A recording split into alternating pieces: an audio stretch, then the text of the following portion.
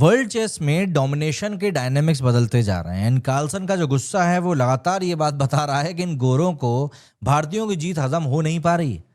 दरअसल दोस्तों Magnus Carlsen, आज इसी बंदे के बारे में बात करेंगे और इस बंदे के गुस्से की बात करेंगे एंड इसके पीछे छुपी हुई गहरी सच्चाई की बात करेंगे कि इंडिया का जो राइज हो रहा है वर्ल्ड चेस में वो कैसे इन लोगों से हजम नहीं हो रहा है।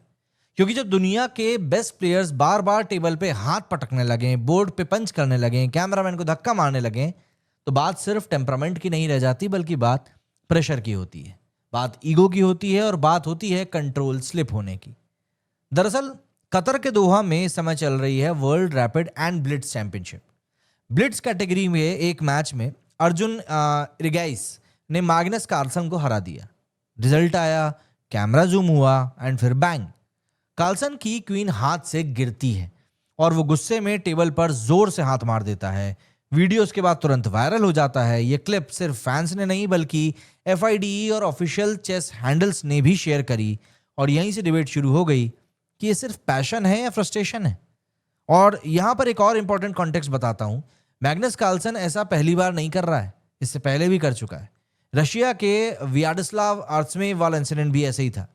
इसी ब्लिट्स चैंपियनशिप में रशिया के प्लेयर से हारने के बाद में कार्लसन गुस्से में वॉकआउट कर जाता है, कैमरामैन को धक्का दे देता है और वो वीडियो भी वायरल हो गया था। कारण 15th मूव पर एक ब्लंडर हो जाता है और ब्लिट्स चेस में एक ब्लंडर का मतलब होता है गेम खत्म।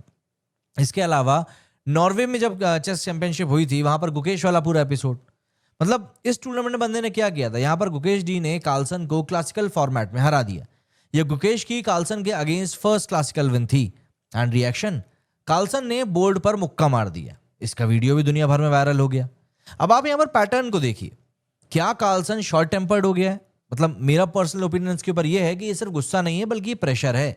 और प्रेशर आ कहां से रहा है? इंडिया से। इंडिया दरअसल अब फ्यूचर नहीं बल्कि प्रेजेंट बन चुका है चेस का।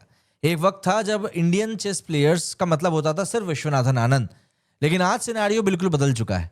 अर्जुन इरिगाइस वर्ल्ड का नंबर 5 प्लेयर है, गुकेश वर्ल्ड चैंपियनशिप का चैलेंजर है, एक एलीट प्लेयर है, प्रज्ञानंदा, एक विदित निहाल और अरविंद, लिस्ट बहुत लंबी है मतलब खिलाड़ियों की। एंड सबसे डेंजरस बात यह है कि ये प्लेयर्स फियरलेस हैं।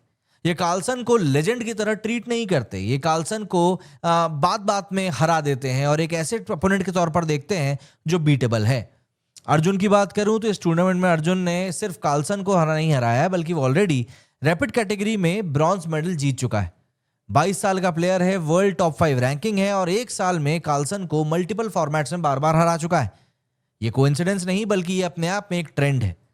ब्लिट्स चेस का मतलब बेसिकली एक ईगो टेस्ट भी होता है। ब्लिट्स चेस सिर्फ स्किल्स का टेस्ट नहीं होता बल्कि ये तुम्हारी ईगो और नर्व्स का भी टेस्ट होता है। कार्लसन जैसे प्लेयर्स जिन्होंने 5 वर्ल्ड चैंपियनशिप जीती हैं, सालों तक वर्ल्ड नंबर 1 रहे हैं, चेस को डोमिनेट किया है, उनके लिए हार सिर्फ एक रिजल्ट नहीं होती बल्कि वो आइडेंटिटी के पे लगा हुआ एक दाग होता है।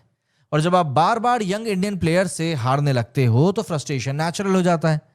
क्या ये चीज एक्सक्यूजेबल है? डिबेटेबल है? अंडरस्टैंडेबल है? शायद एक हद तक। अब यहां पर एक ऑनेस्ट बात भी समझ लीजिए कि क्या कार्लसन का रिएक्शन राइट था? मेरे हिसाब से बिल्कुल भी नहीं। क्या ये ह्यूमन था? बिल्कुल, ये हो सकता है ह्यूमन नेचर। चेस को लोग अक्सर काम गेम समझते हैं, लेकिन जो टॉप लेवल चेस खिलाड़ी होते हैं ना, वो मेंटल UFC खेल रहे होते हैं एक तरीके से। घंटों का calculation, zero margin of error, और ब्लिट्स में तो भैया सेकंड्स में आ जाता है। इसीलिए जब ब्लंडर होता है तो रिएक्शन भी काफी ज्यादा रॉ निकल कर आता है। लेकिन यहां पर भी तो एक लाइन होती है ना। मेरा इशू इसी लाइन को लेकर है। टेबल पे हाथ पटकना इमोशनल आउटबर्स्ट हो सकता है, बोर्ड पे मुक्का मारना क्वेश्चनेबल हो सकता है, कैमरामैन को धक्का मारना बिल्कुल ओके नहीं है। कार्लसन एक रोल मॉडल है, उसके एक्शन यंग प्लेयर्स को कहीं ना कहीं इंस्पायर करते हैं और जब वर्ल्ड नंबर 1 ये काम करे तो मैसेज काफी ज्यादा मिक्स्ड जाता है। ये इंडियन चेस के लिए भी लेकिन एक बहुत बड़ा सिग्नल है। दरअसल ये इंसिडेंट्स नेगेटिव नहीं है बल्कि पॉजिटिव सिग्नल है इंडिया के लिए, क्योंकि जब वर्ल्ड का सबसे डोमिनेटिंग प्लेयर विजिबली फ्रस्ट्रेटेड हो, रिपीटेडली इंडियन प्लेयर से हारे एंड इमोशनली रिएक्ट करे, तब इसका मतलब एक ही होता है कि पावर बैलेंस कहीं ना कहीं शिफ्ट हो रहा है। इंडिया अब लर्निंग फेज में नहीं है बल्कि इंडिया चैलेंजिंग फेज में है। गुकेश की जीत कार्लसन के अगेंस्ट सिर्फ एक अपसेट नहीं थी बल्कि सिंबॉलिक थी। अर्जुन की ब्लिट्स विन सिर्फ एक रिजल्ट नहीं बल्कि एक स्टेटमेंट है। एंड स्टेटमेंट है कि हम सिर्फ फ्यूचर नहीं बल्कि अब हम प्रेजेंट हैं। एंड शायद ये बात कार्लसन को सबसे ज्यादा चुभ भी रही है। देखिए, मैं कार्लसन को कोई विलन नहीं मानता हूं, लेकिन वो अभी भी ऑल टाइम ग्रेट है। और चेस हिस्ट्री का कहीं ना कहीं गोट भी माना जाता है। लेकिन हर एक एम्पायर को एक दिन चैलेंज मिलता है और चेस में वो चैलेंज आज इंडिया दे रहा है। कार्लसन का गुस्सा, टेबल पे हाथ मारना, बोर्ड पे पंच मारना, ये सब सिग्नल है कि प्रेशर का वेट अब बढ़ रहा है। एंड ऑनेस्टली ये इंडियन चेस के लिए बैज ऑफ ऑनर है। आखिरी बात कहूंगा कि चेस की दुनिया में एक नया चैप्टर लिखा जा रहा है और इस चैप्टर के सेंटर में सिर्फ एक ही नाम है, और वो एक नाम नहीं है, वो मल्टीपल नाम है। कार्लसन रिएक्ट कर रहा है क्योंकि गेम बदल रहा है, बंदा हार रहा है। और जब गेम बदलता है तो लेजेंड्स को भी अडेप्ट करना पड़ता है। नहीं करोगे तो इतिहास तुम्हें खुद ही भुला देगा। सोच कर देखिए और आप मुझे बताइए कि आपको क्या लगता है। मेरे स्टूडियो फिलहाल इतना ही। जय हिंद, जय भारत।